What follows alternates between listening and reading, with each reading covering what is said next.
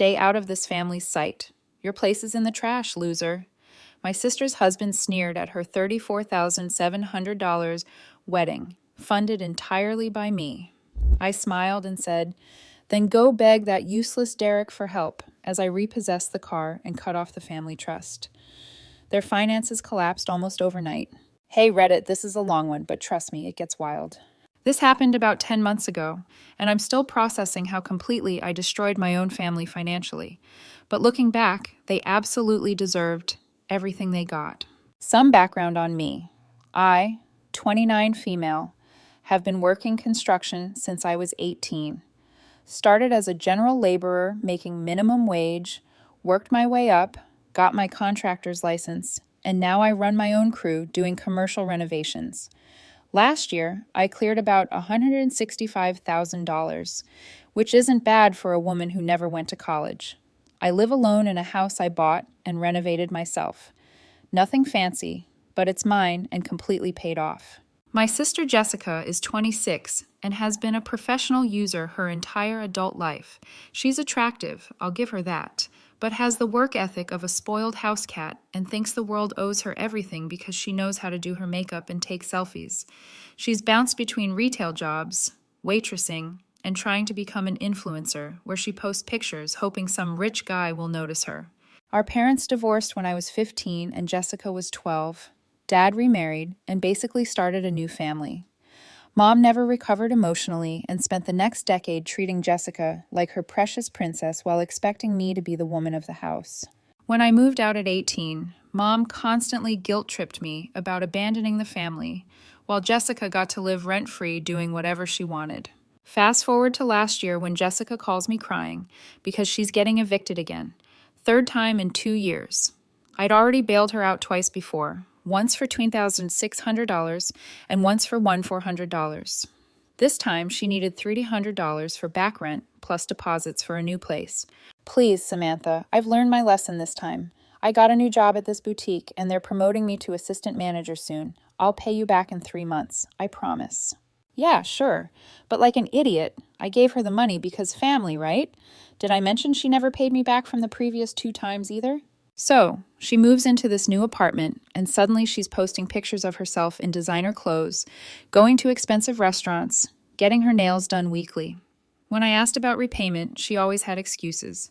I had to buy work clothes, or my car needed repairs, or my personal favorite. I thought you said it was a gift. Then, in October, she calls with big news. She's engaged to this guy, Derek, who she's been dating for maybe 4 months. Derek's 32, works in finance, which I later discovered means he sells insurance, drives a leased BMW, and thinks he's successful because he wears suits to work. We're having the wedding in June at Riverside Country Club. It's going to be absolutely perfect. Riverside Country Club, the most expensive venue in our city, where tech executives and lawyers get married. I immediately knew this would be a financial disaster. How much is this costing? I asked. Well, that's what I wanted to discuss with you. Of course it was. She launches into this sob story about how Derek's parents are contributing $14,000, but they need another $26,000 to make it the dream wedding she's always wanted. Mom can only contribute $4,500 because she's on a fixed income. So they need $21,500 more, and Derek's maxed out his credit cards on the engagement ring and wedding planning. Could you maybe help us out as a wedding gift? $21,000. More than most people make in 6 months for one single day. Jessica, that's a lot of money. Why don't you just have a smaller wedding? Wrong thing to say. She immediately started crying about how this was the most important day of her life, how she dreamed about this since she was little, how Derek's ex-girlfriend had a huge wedding and she couldn't look cheap in comparison. Please, Samantha, you're doing so well with your business. This would mean everything to me. I promise I'll pay you back. The same promise she'd made 3 times before and never kept. But here's the thing. I was stupid enough to think maybe marriage would finally teach her responsibility. Maybe having a husband would settle her down. And honestly, I had the money. Business was excellent. I didn't have major expenses coming up. And she was my sister, so I agreed to help. Biggest mistake of my life. The moment I agreed to fund the wedding, Jessica transformed into a complete nightmare. Not gradually, literally overnight. she became this entitled monster who treated my money like her personal trust fund. First thing she did was text me a list. Not a "thank you so much" or "I really appreciate this." Just a detailed list of vendors with amounts I needed to pay and deadlines. Venue final payment, $17,200, due February 15th. Photography package, $3,900, due March 1st. Catering upgrade, $3,600, due March 15th. Wedding dress alterations, $580, due April 1st. Flowers, $1,950, due May 1st. She'd already committed to all of this without asking me. Just assumed I'd pay whatever she spent. When I called her about it, she was like, "Oh, Derek and I figured since you were being so generous, we might as well make it really special." "Jessica, you said you needed $21,500. This adds up to over $27,000.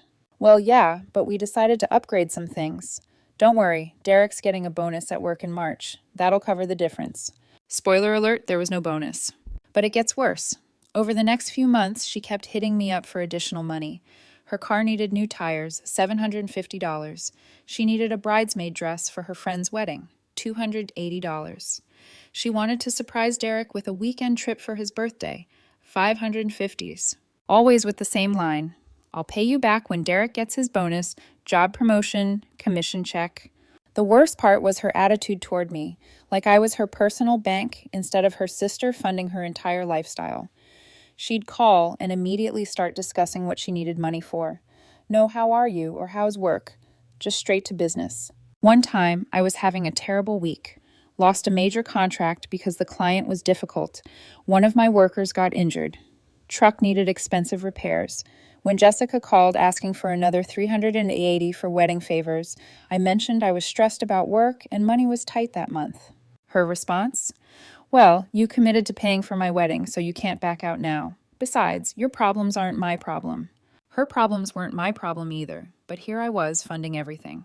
Derek wasn't much better. Dude acted like I should be grateful for the opportunity to fund his wedding. Never said thank you, never offered to contribute, just treated it like I owed them something. The few times I was around him, he'd make comments about how generous I was being, but in this sarcastic way, like he thought I was showing off. Around April, things got really problematic. Derek lost his job, not laid off, not downsized, terminated for not meeting sales targets. Suddenly, all those bonus checks and commission payments Jessica kept promising weren't coming. Did they scale back the wedding? Did they consider postponing until they were financially stable? Of course not. "Don't worry," Jessica told me. "Derek's already interviewing for better positions. He'll probably make even more money at the next job." Meanwhile, she kept spending like nothing had changed. New outfits for wedding events, expensive dinners out, a $1,100 hair and makeup trial because the first one didn't capture her vision. By May, I'd paid out over $29,000, and she was still requesting more. The final straw was when she called wanting money for a bachelorette party in Miami. "It's only going to be like $2,300 for my share. Brittany's planning everything, and she booked this amazing house with a pool, and we're going to get bottle service at the clubs." Jessica, Derek doesn't even have a job right now. Don't you think a $2,300 party is excessive? "Oh my goodness, Samantha, you're being so negative. This is supposed to be the best time of my life. Why are you trying to ruin it?" That's when it really hit me. She didn't see this as my money. In her mind, I was just there to make her dreams come true, and any hesitation was me being selfish and mean. I paid for the bachelorette party because I'm an idiot who thought family meant something, but I was starting to document everything. Every receipt, every bank transfer, every text message where she promised repayment. Something told me I was going to need proof later. Thank goodness I did. June 15th, the day of Jessica's dream wedding that had cost me over $32,000 by the final count. I put on my best dress, bought an expensive bottle of champagne as an additional gift, and showed up ready to support my sister on her big day. The venue was absolutely gorgeous, I'll admit. Riverside Country Club overlooking the water, perfect weather, flowers everywhere. Must have looked incredible on Instagram. Everything I'd paid for looked exactly like the magazine pictures Jessica had been obsessing over for months. But something felt wrong from the start. I arrived early to help with setup because, despite funding everything, I was apparently also expected to provide free labor. The wedding coordinator asked me where I was sitting. "I'm Samantha, Jessica's sister," I told her. She checked her list, frowned, checked again. "I don't see your name here. Let me contact the bride." 20 minutes later, Jessica comes rushing over in her robe with her hair half done, looking annoyed that she had to deal with this. "Oh, right, Samantha. We had to make some changes to the seating chart last week. Derek's boss and his wife are coming, so we needed to make room at the family table."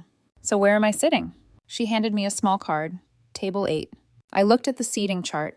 Table 8 was in the back corner behind a decorative pillar with people I'd never met in my life. Meanwhile, Derek's coworkers, who I'd never seen before, were at table 2, right up front. "Jessica, I paid for this entire wedding. I think I deserve better than the back corner." "Don't be dramatic, Samantha. It's just for dinner. You'll barely notice." Just for dinner. At the wedding I'd paid $32,000 for, but I didn't want to cause drama, so I agreed and went to help move chairs or whatever task they had for me next. The ceremony itself was beautiful. Jessica looked stunning. Derek cleaned up nicely. They said their vows. Everyone cried. The usual stuff. I was genuinely happy for her in that moment, thinking maybe this was all worth it if it made her happy. Then came the reception.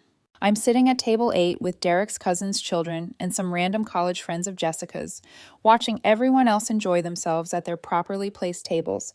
The food was excellent. It should be for $3,600. The band was great, another $2,100. And the flowers looked perfect. That $1,950 again. During the speeches, Derek got up and thanked everyone who made this magical day possible.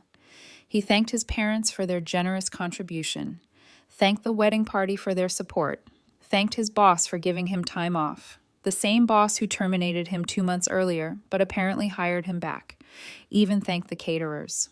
Never mentioned me once, not a single word about the sister who paid for 85% of their wedding. After dinner, I was standing by the bar when Derek approached. He'd been celebrating since the ceremony and was feeling chatty. "Great party, right?" he said, putting his arm around my shoulder like we were best friends. "Yeah, it turned out nice," I replied. "You know what's funny?" he said, getting closer and lowering his voice. "Jessica was so worried about money for this wedding. But it all worked out. Her sucker sister came through." He laughed like he just told the funniest joke in the world. "What did you just say?" "Oh, come on. Don't be sensitive. We all know you were trying to buy your way into being important. Mission accomplished, right? You got to feel like a big shot for a few months." I stared at him for a long moment, waiting for him to say he was joking or that he'd misspoken, but he just kept smiling that smug smile.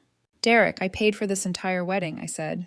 "And we're very grateful," he replied, but his tone was mocking. "Don't worry, we'll send you a nice thank you card." That's when Jessica appeared, looking gorgeous in her $2,200 dress that I'd paid for, and immediately noticed the tension. "What's going on?" she asked. "Your husband just called me a sucker for paying for your wedding," I said. I waited for her to get angry at him, to defend me, to show some appreciation for everything I'd done.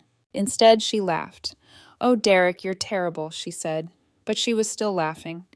"Don't mind him, Samantha. He's had too much champagne." "So you think it's funny, too?" "I think you're being way too serious," she said. "It's my wedding day. Can we not do this right now?" That was it. That was the moment I realized I'd been played completely. To them, I wasn't family who'd made sacrifices to help. I was just some pathetic loser who'd thrown money at them so they'd let me hang around. I didn't make a scene, didn't yell or cause drama. I just said, "Congratulations on your marriage," and walked out. But as I was leaving, I heard Derek say to someone behind me, "Don't worry about her. She'll get over it. She needs us more than we need her." That's when I decided they were about to learn exactly how wrong they were. I went home and sat in my kitchen staring at a folder full of receipts and bank statements. Every payment I'd made for the wedding, every loan I'd given Jessica over the years, every time she'd promised repayment and didn't follow through. The numbers were staggering. Wedding expenses, $32,247. Previous loans never repaid, $700. Various emergencies over the years, $3,900. Total $43,247. $43,000. That's a new truck, a down payment on rental property, more than some people make in a year. And I just handed it over to someone who thought I was a sucker. My phone was blowing up with messages from the wedding. Mom asking where I went. Jessica wanting to know why I stormed out. Derek sending some ridiculous non-apology about how he was just joking around. I ignored all of them and started doing research. See, when you own a construction business, you learn about contracts, liens, and legal ways to recover money from people who think they can cheat you. I'd never had to use those skills on family before, but desperate times call for desperate measures. I spent the weekend going through everything. Jessica had signed a promissory note for the first $20,600 I'd loaned her. My lawyer had insisted on it after I got burned by a client. The other loans were documented in text messages where she'd promised repayment. The wedding expenses were trickier since I'd positioned them as a gift, but I had evidence that it was supposed to be a loan based on her repeated promises to repay me. More importantly, I started looking into Derek's financial situation. Remember how he'd been terminated and then supposedly rehired? Yeah, that was complete nonsense. I discovered through a contact who works in commercial real estate that Derek's new job was actually a commission-only insurance sales position with no base salary. Dude was basically unemployed but lying about it to maintain appearances. They were living in an apartment they couldn't afford, driving cars they couldn't afford, and their honeymoon to Europe, another $7,500, was being funded entirely by credit cards. Monday morning, I got a call from Jessica. Samantha, I don't understand why you left early. People were asking where you were. Did you tell them I was the sucker who paid for the wedding? Oh my goodness, Derek had too much to drink. He didn't mean anything by it. What about you laughing about it? Silence for a moment, then. I think you're being really unfair. I've been nothing but grateful for everything you've done. When have you ever said thank you? Another pause. I say thank you all the time. No, Jessica, you don't. You treat me like a bank. You call when you need money and ignore me the rest of the time. That's not true. When's the last time you asked how I was doing? When's the last time you showed any interest in my life that didn't involve me giving you money? She couldn't answer that because we both knew the truth. Look, she said finally, I'm sorry if you feel unappreciated, but you can't just expect me to be grateful forever for something you chose to do. Something I chose to do? Not something you'd begged me for while crying about how desperate you were? You're right, I said. I chose to help you, and now I'm choosing to stop. What do you mean? I mean, I want my money back, all of it. She laughed like I'd told a joke. Samantha, you can't be serious. That money was a gift. No, it was a loan. You promised to pay me back multiple times. I have the text messages. I can't pay you back right now. We just spent everything on the wedding and honeymoon. Then you better figure it out. I hung up and immediately drove to my lawyer's office. My lawyer is this experienced guy who's helped me with business contracts and property deals for years. When I showed him all the documentation I had, he got this satisfied expression on his face.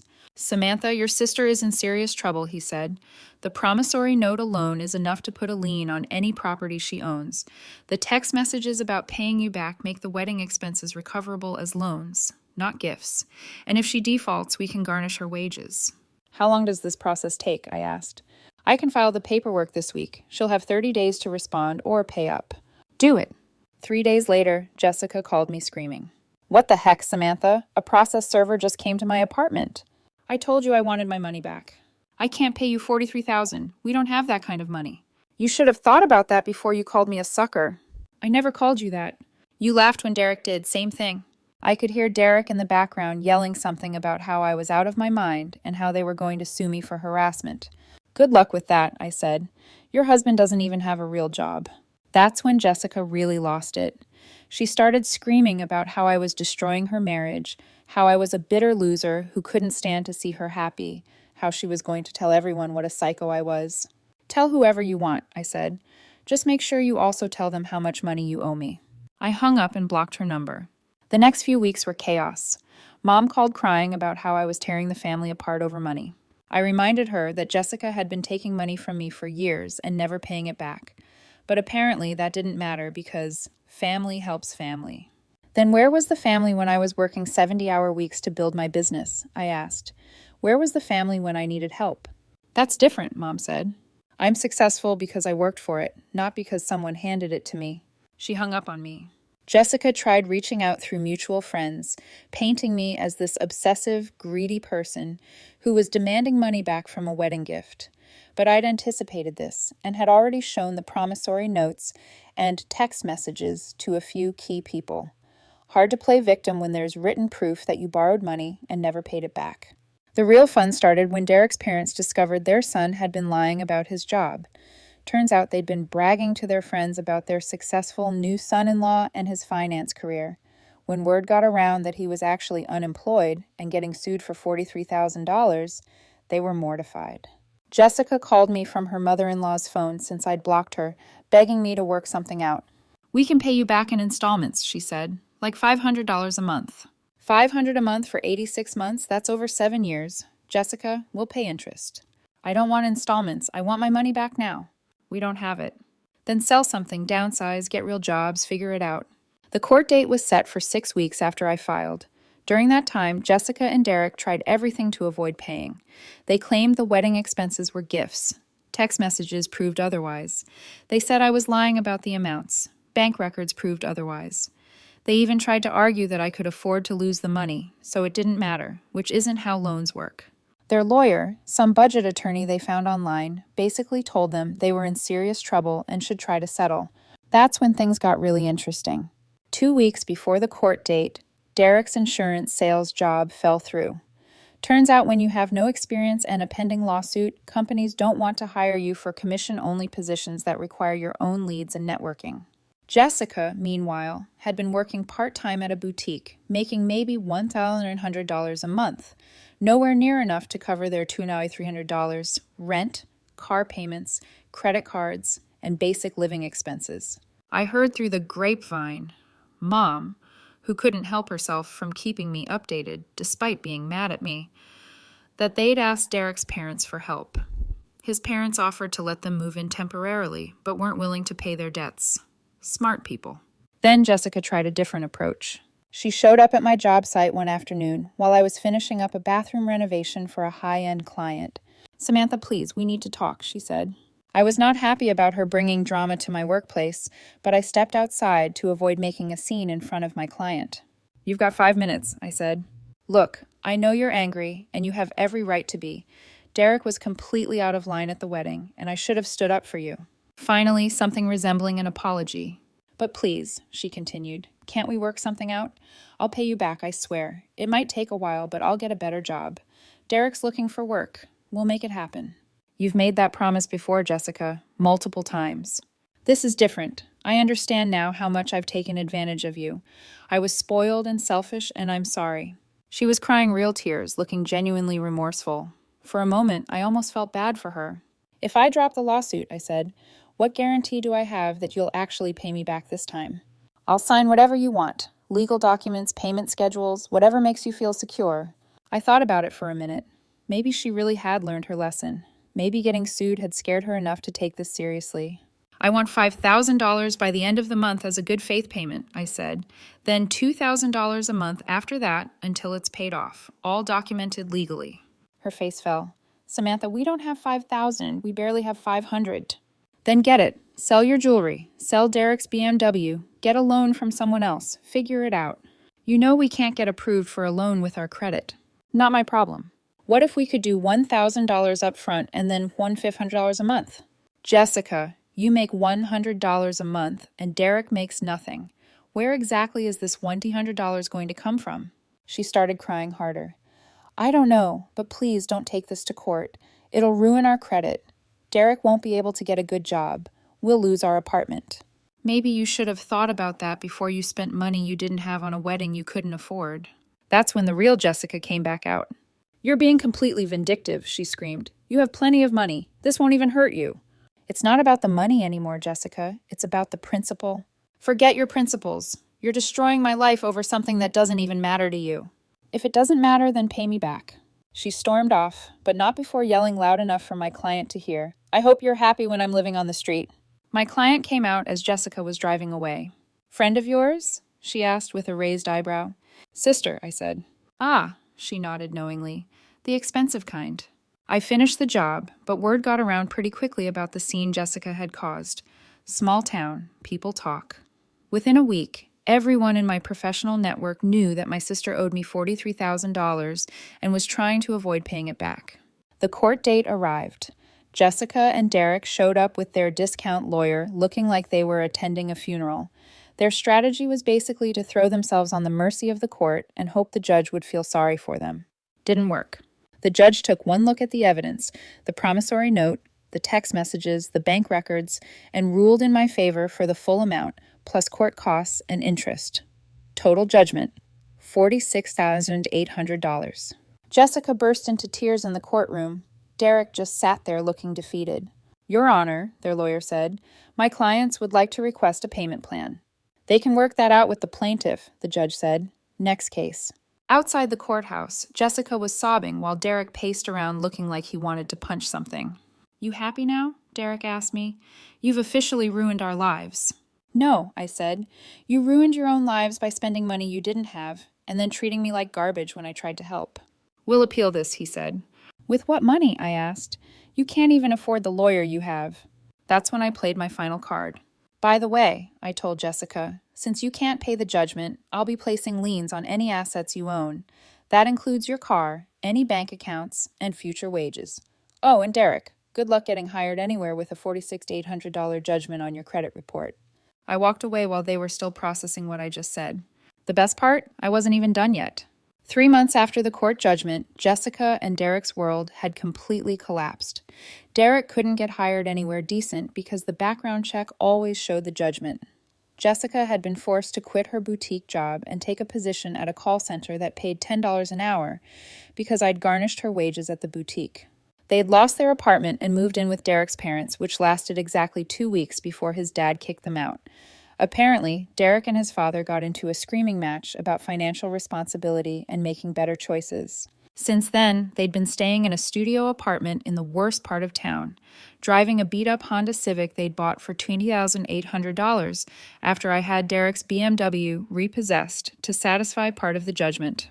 Mom had tried to guilt me into dropping the whole thing multiple times, but I stood firm. They made their choices, I kept telling her. Now they have to live with the consequences.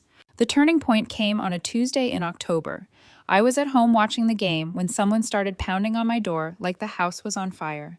I looked through the peephole and saw Jessica standing there in clothes I recognized from high school, looking like she hadn't slept in days. I opened the door and she immediately collapsed into tears. Samantha, please, I'm begging you. We'll lose everything if you don't help us. What are you talking about? Derek's dad co-signed our apartment lease. If we get evicted, it'll destroy his credit too. And he's threatening to sue us for damages. We need $20,600 by Friday or we're out. I let her in because she looked genuinely desperate. Her hair was unwashed. She'd lost probably 20 pounds. And she had dark circles under her eyes like she'd been crying for weeks. Jessica, you owe me almost $47,000. Why would I give you more money? Because I'm your sister, she wailed. Because I'm sorry. Because I've learned my lesson. You said that before. This is different. I know how badly I messed up. I know I was a terrible sister and I took advantage of you and I treated you like garbage. She was sobbing so hard she could barely speak. Please, Samantha, Derek and I are talking about divorce. We can't handle the stress anymore. We fight about money every single day. I've lost all my friends because I can't afford to go out. I'm working at a call center getting yelled at by strangers for $10 an hour. My life is completely ruined. For the first time since this whole thing started, I actually felt a little sorry for her. She looked broken in a way I'd never seen before. Where's Derek? I asked. He's at his friend's place. We had a fight yesterday, and he said he couldn't deal with this anymore. He said marrying me was the biggest mistake of his life. That hit different. Whatever I thought about Derek, hearing that your husband regrets marrying you has got to hurt. What exactly are you asking me to do? Drop the judgment, she said immediately. Please, I know I owe you the money, and I swear I'll pay you back somehow, but having that hanging over us is making it impossible to get jobs or rent apartments or do anything. Derek's talking about filing bankruptcy just to get out from under it. And why would I do that? Because...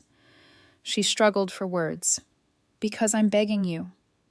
Because I'm admitting you were right about everything. Because I'm promising to be a better sister if you give me this chance. I sat there looking at her for a long moment.